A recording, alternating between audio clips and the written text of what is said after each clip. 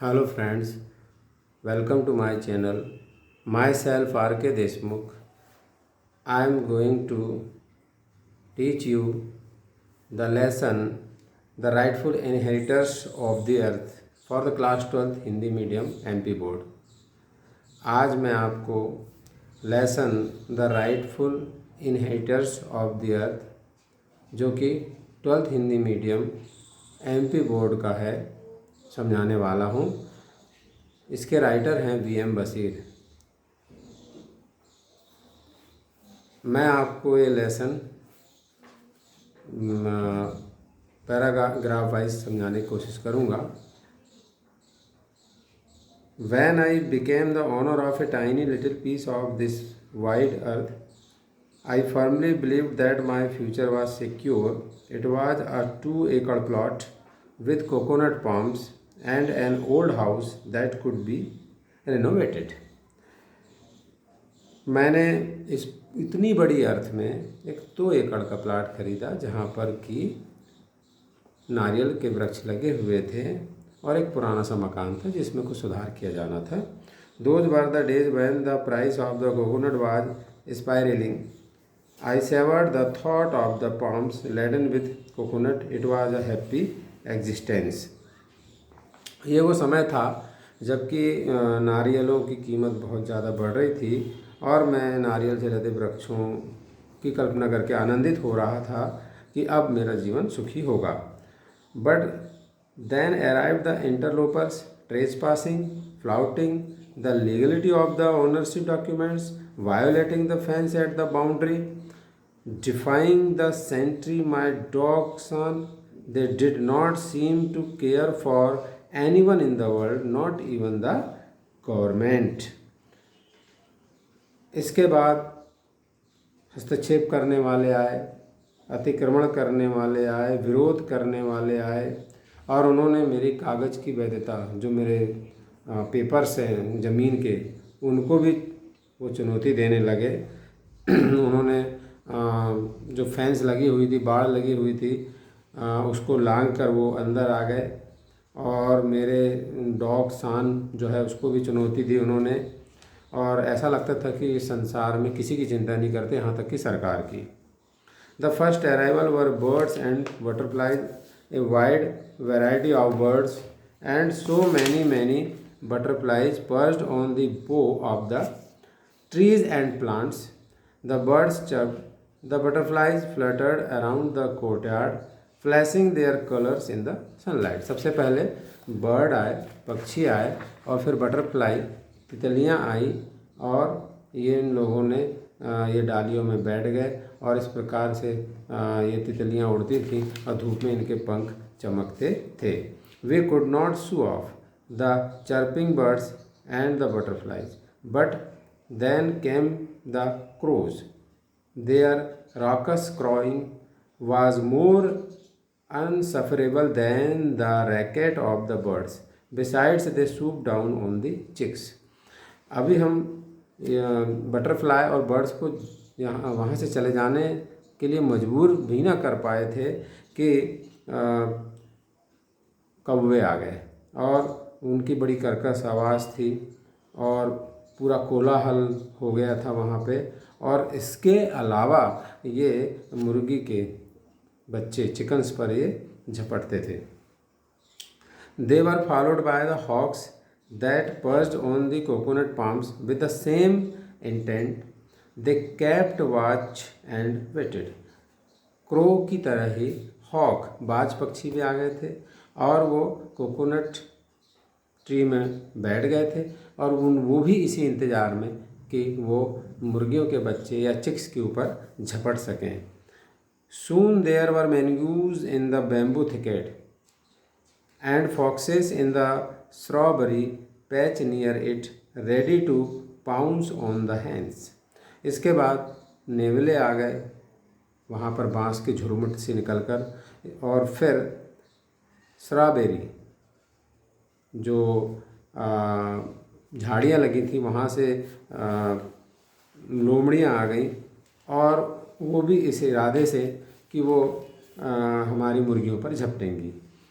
Even As I wondered that right these creatures had to be on my land, they emerged a fierce creature without hands or legs or wings, a cobra. It stood before me, dignified, majestic, its hood spread out as if asking me what business I had on this patch. ये इतने सारे प्राणियों के आने के बाद हम परेशान हो गए थे उनके कोलाहल से और आतंक से, लेकिन एक कोबरा जिसके हाथ भी नहीं, पैर भी नहीं, पंख भी नहीं, एक ऐसा जीव आ गया कोबरा, और जो हमारे सामने फन उठाकर खड़ा हो गया और मानो ये कह रहा हो कि इस ज़मीन में तुम्हारा क्या काम है। I said, you had better leave my 2 acre land immediately. मैंने उससे कहा अच्छा होगा कि आप मेरे 2 एकड़ के ज़मीन के टुकड़े से आप चले जाओ।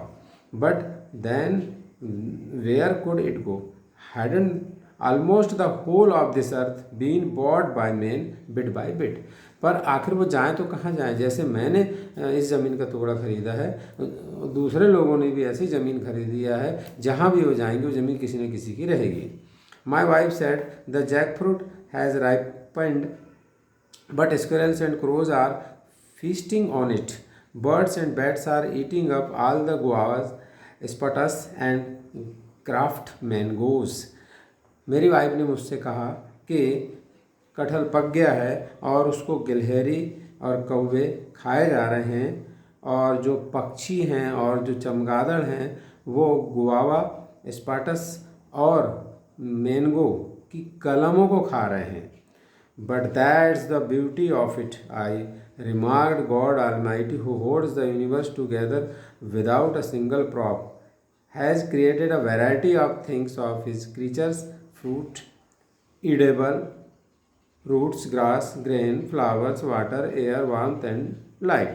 Don't you think we should remind ourselves always the birds, beasts and insects too are entitled to the produce of the earth? तो मैंने कहा कि यही तो पृथ्वी का सौंदर्य है, यही तो धरती का सौंदर्य है। सर्वशक्तिमान ईश्वर ने सारी सृष्टि का निर्माण किया है, जहाँ पर कि खाने योग्य जड़ें हैं, घास, अनाज, फूल, पानी, हवा, प्रकाश व ऊष्मा। क्या तुम यह नहीं सोचती हो कि हमें अपने आप को याद दिलाना चाहिए कि पशु पक्षी और कीड़े मकोड़ों को धरती के उपभोग का अधिकार है। Almighty God, how unfortunate it is that rats have to be killed so that we can live. Can human beings not survive without destroying other creatures of the earth? हे सर्वशक्तिमान ईश्वर, कितना दुर्भाग्य है कि चूहों को मारा जाए। यदि चूहों को मारा जाए तो हम सुरक्षित रह सकें। क्या हम इस धरती के अन्य प्राणियों को नष्ट किए बगैर नहीं रह सकते? What we need is a scientific method, a novel idea that will make it possible for us to live without killing any creatures. हम एक किसी वैज्ञानिक पद्धति, नए विचार की आवश्यकता नहीं है जिसमें ये संभव हो सके कि हम किसी जीव को ना मारें और हमारा भी काम बन जाए। O creator of rats, bear with us. चूहों के सृजनहार, चूहों के बनाने वाले, हमें सहन करो। They are going to be exterminated, इनका तो नाश करना ही पड़ेगा।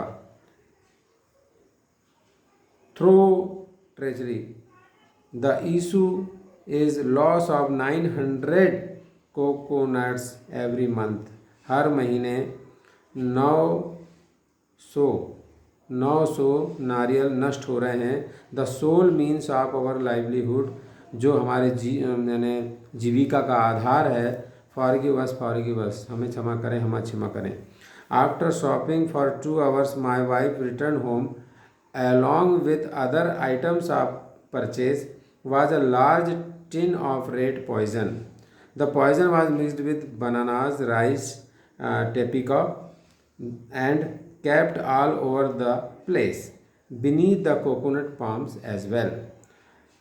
खरीदारी करने के बाद मेरी वाइफ ने पॉइज़न का एक कनस्तर ले आई और उसको बनाना में, राइस में, टेपिको में और अन्य फलों में मिक्स करके और रख दिया, और कुछ को तो कोकोनट ट्री के नीचे। पर हुआ क्या? इन 4 days 5 hens, 12 squirrels, 200 rats and a cat disappeared behind the curtains of time forever. 4 दिनों में 5 मुर्गियाँ, 12 स्क्विरल्स, 12 गिलहरियाँ, 200 रेट्स, 200 चूहे एंड अ कैट, एक कैट, एक बिल्ली डिसअपियर्ड हो गई, गायब हो गई, यानी मर गए ये जीव। Dead rats rotted in the attic, death was everywhere, the stench spread all over the house. मरे हुए चूहे एटिक में, अटारी में सड़ गए थे, बहुत बदबू कर रहे थे, हर तरफ बदबू चल रही थी। But the tender coconuts continue to fall, लेकिन छोटे छोटे कोकोनट फिर भी नीचे गिर रहे थे। ए फोर्टनाइट पास्ट, 15 दिन गुजर गए। The coconut palm climbers then said the owls are the culprits, they peck at the tender coconut. जो नारियल के पेड़ों में चढ़ने वाले हैं उन्होंने बताया कि ये आउल्स जो हैं, उल्लू जो हैं, ये कोकोनट के छोटे फलों को नीचे गिरा देते हैं। But that was really an old saying, a myth they had heard from their fathers, the owl is not a vegetarian creature. लेकिन उन्होंने अपने पिता या अन्य सीनियर से सुन रखा था कि आउल जो होता है वो वेजिटेरियन नहीं होता, वो नॉन वेजिटेरियन होता है। After couple of month the real culprit were discovered, the bats. After dusk, huge bats come in swarms and cling to the tender coconuts. They gnaw into the tender flesh and have their fill of coconut water. After eating the kernels, they fly away gratified. 2 महीने के बाद असली अपराधी का पता लगा। ये थे बैट्स, ये चमगादड़ थी। ये भीड़ की भीड़, हज़ारों की संख्या में चमगादड़ आते थे और जो छोटे छोटे कोकोनट हैं उनको कुतरते थे, उनका रस, उनका जो पानी वो पी जाते थे और अंदर की गिरी, मतलब जो नारियल होता था, उसको खा के और संतुष्ट होकर उड़ जाते थे। Let's buy a gun said my wife, मेरी वाइफ ने कहा कि अब तो बंदूक ले लेनी चाहिए। We can shoot bats, foxes and polecats with it. तो उन्होंने कहा कि अब हम जो है इससे बैट और लोमड़ी और पॉलकैट्स को मार डालेंगे। Not me, I shall not be a party to that, the gun is a symbol of cruelty, it is the child of sin, man should never have invented it. मैंने कहा नहीं, मैं इस पाप का भागीदार नहीं हूँगा। बंदूक जो है वो क्रूरता की निशानी है और शायद ये इसका आविष्कार ही ना होता तो अच्छा था। My wife's cousin turn up one day with an expensive grim looking gun and said, within a 10 mile circumference nearly 3000 coconuts are being destroyed every day. There is no point in shooting the bats at this spot. On a little slate nearby stands an old temple. Next to it grow a pair of banyan trees. You can see at least 3000 bats hanging on the 2 trees. I will finish them off, if not in 1 day, in 2 to 3 days. Don't you want to witness the glorious sight of 3000 bats being slaughtered? तो मेरी पत्नी के चचेरे भाई ने एक बंदूक ले आया और उसने बताया कि ये जो 10 मील सर्कमफिरेंस यानी 10 मील के घेरे में यानी परिधि में nearly 3000 coconuts are being destroyed. पर एक दिन में कम से कम 3000 कोकोनट के फल नष्ट किए जा रहे हैं और उनको मारना उससे कोई मतलब नहीं है। एक तरीका है कि थोड़ी दूर पे एक मंदिर है, मंदिर के बाजू में 2 बैनियान ट्री हैं और ये बैनियान ट्री में लटके रहते हैं और वहीं पर इनको मारा जा सकता है। क्या आप इन 3000 चमगादड़ों को मरने के साक्षी नहीं होगे? I prayed fervently, O bats save yourself. मैंने कहा कि चमगादड़ आप अपनी रक्षा करो। It was astonishing a miracle the bats were saved. लेकिन एक चमत्कार हुआ और चमगादड़ बचा लिए गए या बच गए। My wife and cousin return same faced, terrified, deflated, agitatedly. My wife said, we just manage to escape by the skin of our teeth. There are some houses around the temple. In a split second, about 100 people armed with lethal weapons surrounded us. They threatened to kill us if we shot at the bats. Do you know why? They believe that bats are the souls of our ancestors. और हुआ भी वही कि उनकी wife और उनका cousin brother वापस आए, डरे हुए थे। उन्होंने बताया कि जब हम उन बैट्स को मारने गए, उन चमगादड़ को मारने गए, तो उस मंदिर के आसपास रहने वाले लोग घातक हथियार लेकर हमारे पास आ गए और उन्होंने कहा कि यदि आपने चमगादड़ को मारा तो हम आपको मार डालेंगे, क्योंकि इन चमगादड़ों में हमारे पूर्वजों की आत्मा निवास करती है। I took a decision then, in no uncertain terms I said, bats are not the souls of our ancestors, but they are one among God's many creation. तो मैं इस निर्णय पे पहुंचा कि जो चमगादड़ हैं वो हमारे पूर्वजों की आत्मा तो नहीं है, लेकिन हाँ इस जो सर्वशक्तिमान ईश्वर है उसकी एक रचना है। लेट कोकोनट बी डिस्ट्रॉयड, यदि नारियल नष्ट होते हैं तो होने दो, दैट डजंट मैटर, कोई इसकी कोई बात नहीं है। Let us be satisfied with what we get after they have taken their share. हम इसी बात पर संतुष्ट हो जाएंगे कि उनके खाने के बाद जितना भी बच जाए वो हमारा होगा। They certainly have a right to the coconuts, निश्चित तौर पे उनका इस पे अधिकार है। They too are part of almighty creation, वो भी इस का हिस्सा हैं, इस धरती की जो उत्पादन उस पर उनका भी हिस्सा है। एज आर द पाम, जैसे कि नारियल के पेड़।